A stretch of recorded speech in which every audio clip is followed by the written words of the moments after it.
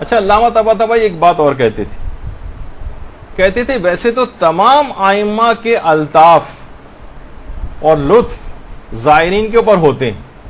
لیکن امام رضا علیہ السلام کا جو لطف ہے خاص طور پر محسوس کیا جا سکتا ہے۔ سب ائمہ کے روضوں کے اوپر جائیں گے، خاص طرح کا ایک الطاف اور کرم ان کا ہوگا اپنے ظاہر پر، کہہ رہے ہیں لیکن خاص طور پر امام رضا کا لطف و کرم ظاہر محسوس کر سکتا ہے۔ اور اتنے زیادہ امام رضا علیہ السلام اپنے زائرین پر اتنی خاص عنایت اور توجہ رکھتے ہیں، ذرا سی بھی تکلیف سے تڑپ جاتے ہیں زائر کو اگر کوئی تکلیف پہنچ جائے۔ آیت اللہ فقیہ سید حسین سبزواری یہ خاص کلید بردار حرم تھے، نماز جماعت بھی پڑھاتے تھے، اور نماز کے لیے جس وقت یہ ایک دن نکل رہے تھے تو زائرین کا بہت ہی زیادہ رش تھا، کوئی مخصوصی تھی، جگہ جگہ زائرین کھڑے ہو کے زیارتیں پڑھ رہے تھے۔ اچھا، وقت ہو گیا، اذان ہو گئی ہے، وقت نکلا جا رہا ہے، تیز رفتاری کے ساتھ جا رہے ہیں، لیکن رش کی وجہ سے اپنی جگہ تک پہنچ نہیں پا رہے تھے، رش کی وجہ سے رستہ نہیں مل پا رہا تھا۔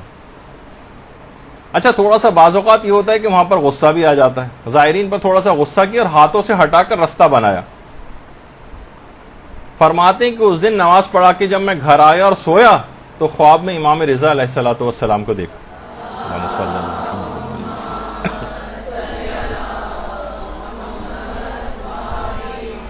امام کو سلام کیا، امام نے نہایت سرد مہری سے سلام کا جواب دیا، کوئی التفات ہی نہیں کیا، گویا جیسے چہرے کو رخ پھیر لیا۔ کہا کہ مولا مجھ سے کیا قصور ہو گیا ہے؟ کہا کہ تم نے میرے زائرین کو رنجیدہ کیا ہے، لہٰذا مجھے بھی رنجیدہ کر دیا۔ اب آیت اللہ سید حسین سبزواری سخت پشیمان ہوئے، تڑپ گئے کہ کہا مولا کیا اب میں آپ کی خدمت کے لائق نہیں رہا؟ کلید بردار حرم تھے، نماز بھی پڑھاتے تھے، سمجھے چابیاں حرم کی ان کے پاس تھیں۔ کہا کہ نہیں، تم لائق ہو، اگر ایسا نہ ہوتا تو اتنے عرصے تک حرم کی کلید تمہارے سپرد نہ کی جاتی۔ تو ذرا سی تکلیف کے زائرین کو اپنے ہاتھوں سے ہٹا کر اور کچھ ہلکا سا غصہ کر کے، اور نماز کون سا اپنے کسی کام کے لیے جا رہے تھے، الگ سے نماز جماعت پڑھانی تھی، ایک ذمہ داری کے طور پر جا رہے تھے، لیکن یہ بھی امام کو پسند نہیں آیا کہ میرے زائر کے ساتھ اس طرح سے ان پہ ہلکے سے غصے کا بھی اظہار کیا جائے۔ اور یہ کسی کتاب کے اندر تو بات نہیں ہے، لیکن حرم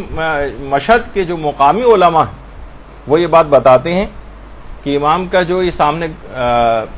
گنبد نظر آ رہا ہے، اس پر ہر وقت پہلے کبوتر بیٹھے رہا کرتے تھے۔ تو حرم کی انتظامیہ نے سوچا کہ یہاں سے ان کبوتروں کو کسی طرح سے ہٹایا جائے، ان کی صفائی کرنا روزانہ ایک مشکل کام ہوتا تھا۔ تو کہا کوئی ایسا طریقہ کار یہاں پر کرتے ہیں، کوئی ایسی چیز کرتے ہیں جس سے یہ یہاں سے یہ بیٹھنے ہی نہ پائیں اور کبوتر یہاں سے چلے جائیں، سمجھے روضے کے اطراف میں بھی نہ آئیں۔ تو باقاعدہ حرم کے جو ذمہ دار تھے ان کے خواب میں امام رضا علیہ السلام آئے اور آ کر کہا کہ یہ پرندے بہت دور دور سے ہماری قبر کی زیارت کے لیے آتے ہیں، تو ان کو خود سے مت ہٹاؤ، اور اس کے بعد بالکل اس گنبد کے سامنے جو چشمہ شفا ہے وہاں پر، یہ جو ہے آپ کے سامنے جو اسی بالکل سامنے ہی ہے اس کے، یہاں پر پھر خود بخود کبوتروں نے اپنا ڈیرا بنا لیا، اور اب یہاں اگر بیٹھتے ہیں اور گنبد کے اوپر نہیں بیٹھتے، اور 2 سال سے یہ سلسلہ بالکل جاری ہے کہ ایک کبوتر بھی گنبد پہ بیٹھا ہوا نظر نہیں آتا۔ تو وہ ایک اپنے زائر انسان کو تو چھوڑیے، اپنے زائر پرندوں تک کا اتنا خیال کرنے والے، اور اس زائر کے اوپر پھر اس انسان کے اوپر افسوس ہوگا اس زائر کے اوپر کہ وہ امام کی نافرمانی سے بھرپور ایک زندگی گزارے، اس سفر کے اندر بھی امام کے قول و فعل کی نافرمانی کرے اور سفر سے واپس آ کر بھی نافرمانی کرے۔ دیکھیے زائر کو پہلا تحفہ ہی جا کر یہ ملتا ہے کہ سارے گناہ اس کے معاف ہو جاتے ہیں۔ اب نئی اطاعت سے بھرپور زندگی اس کو شروع کرنا، جس طریقے سے اگر کسی شخص کا بائی پاس آپریشن ہو جائے اور وہ اگلے دن سے مثلا نلی نہاری اور مغز نہاری کھانا شروع کر دے تو کتنی مذمت کی جائے گی اس کی، ابھی تو تم اس سے فارغ ہو، کچھ تو احتیاط کرنی چاہیے تھی، نہیں اسی دن سے اگر کوئی کرنے لگے تو کتنی زیادہ اس کو برا بھلا کہا جائے گا۔ تو اسی طریقے سے یہ ظاہر بھی ہے کہ اس کو سمجھنا چاہیے کہ اسے کتنا اس کے بعد گناہوں سے پرہیز کرنا چاہیے، اپنی صحت کو برقرار رکھنے کے لیے، جو اس آپریشن کے بعد اس کی صحت ٹھیک ہو گئی ہے وہ ٹھیک ہو گیا ہے، تو اسی طرح ظاہر جو ہے وہاں سے تمام گناہ اس کے بخش دیے گئے ہیں۔ اب ایک بہترین زندگی کا وہاں سے وہ آغاز کرے.